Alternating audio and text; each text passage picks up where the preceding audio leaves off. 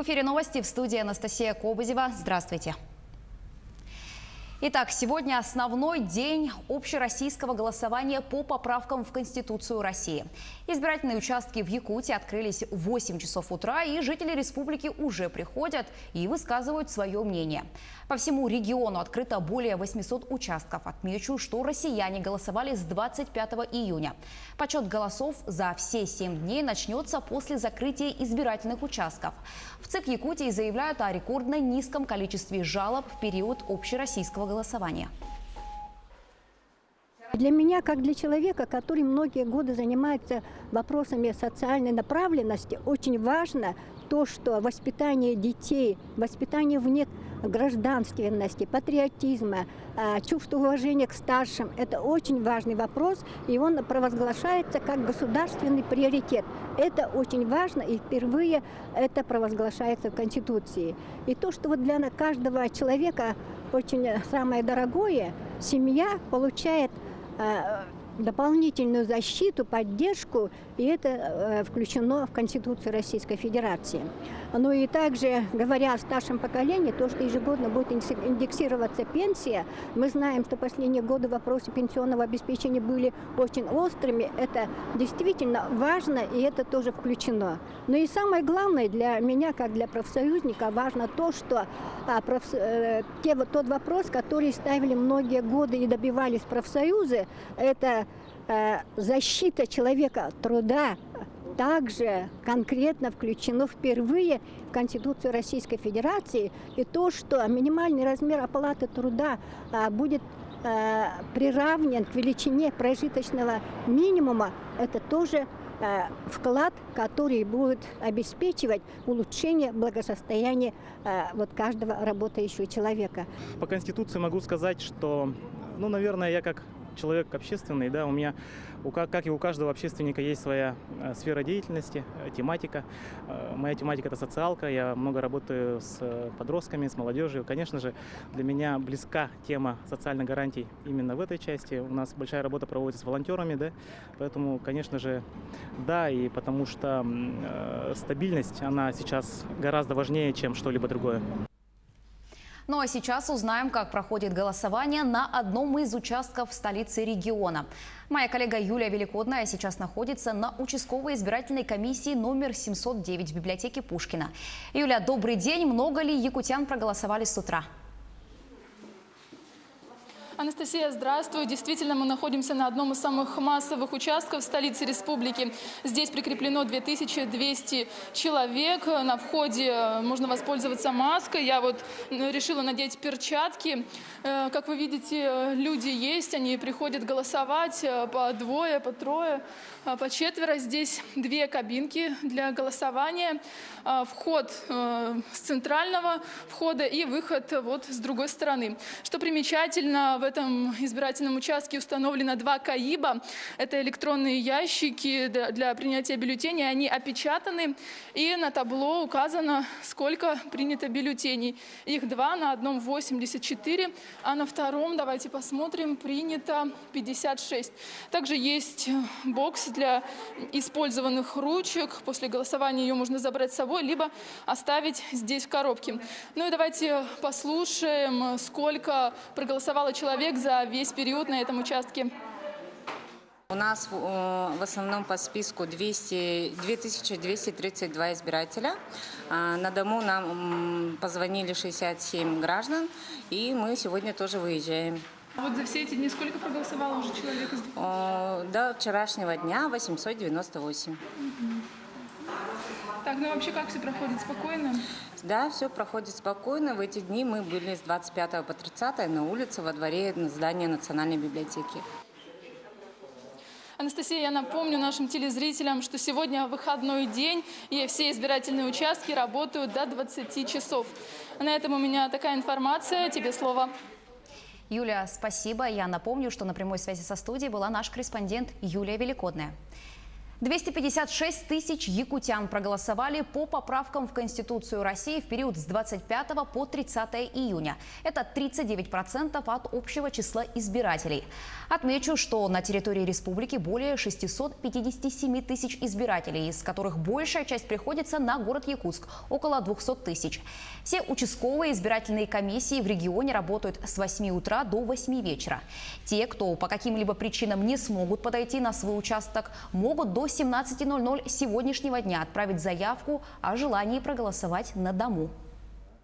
Хотелось бы особо выделить несколько районов, где сегодня активно принимают участие наши избиратели. Это Оленёкский, Анабарский, Верхневилюйский, Татинский, Усть-Алданский районы, где активно принимают участие наши избиратели. Там процент проголосовавших колеблется от 60 до 80%. Поэтому мы надеемся на то, что наши жители придут и активно примут участие в голосовании по изменениям в Конституцию. Теперь узнаем, как все проходит в Алдане. На прямой связи со студией наш корреспондент Руслан Павлов. Он находится на избирательном участке в самом центре города. Руслан, приветствую тебя и ждем подробностей. Здравствуй, Настя. Голосование за поправки в Конституцию Российской Федерации в Алданском районе продолжается. Мы находимся на избирательном участке номер 11. Он разместился во Дворце культуры, который находится в самом центре города Алдана. Избиратели идут, голосуют.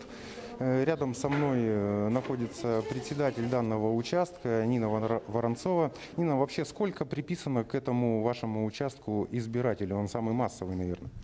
На нашем участке зарегистрировано 1515 избирателей. И на сегодняшний момент проголосовало 408 жителей города Алдана. Это за весь период с 25 июня? Совершенно верно. На ваш взгляд, какова активность избирателей за весь этот период? Но граждане, конечно, активно проявляют свою гражданскую позицию, соответственно, с нынешней ситуацией соблюдая все меры безопасности.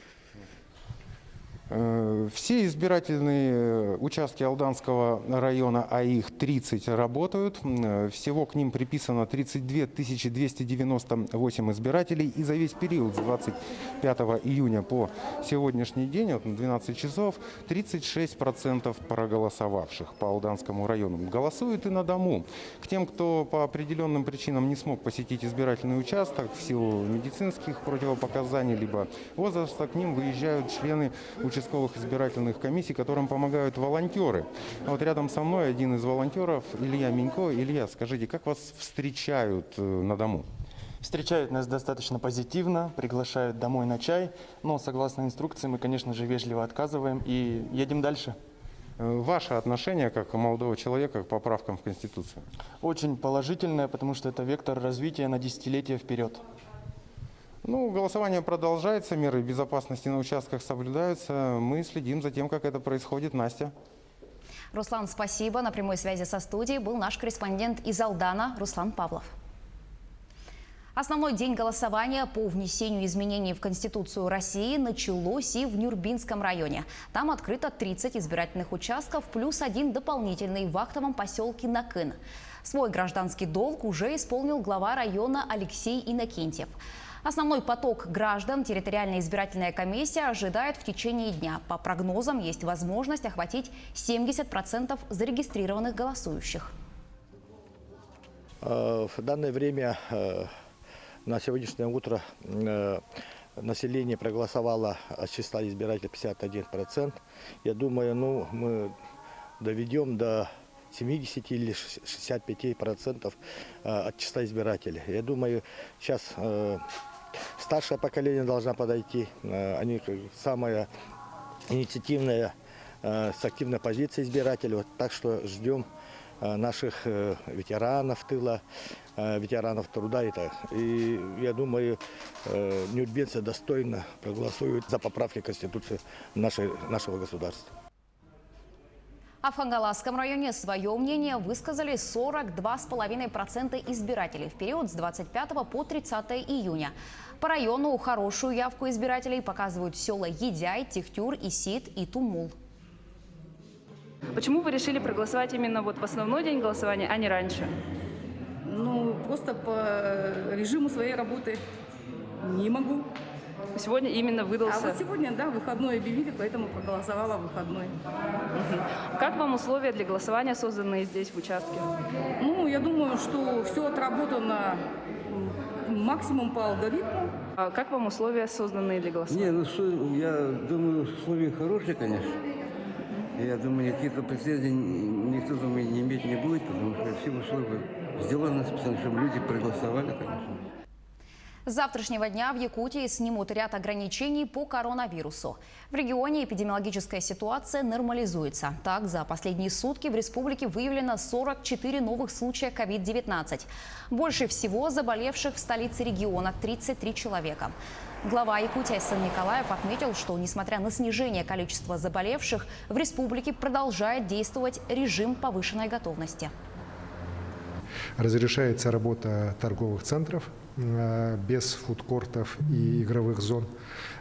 Также разрешается работа уже библиотек, музеев, туристических баз, мест, связанных с туристическими комплексами. Разрешается работа летних кафе до 0 часов, то есть чтобы они круглосуточно не работали.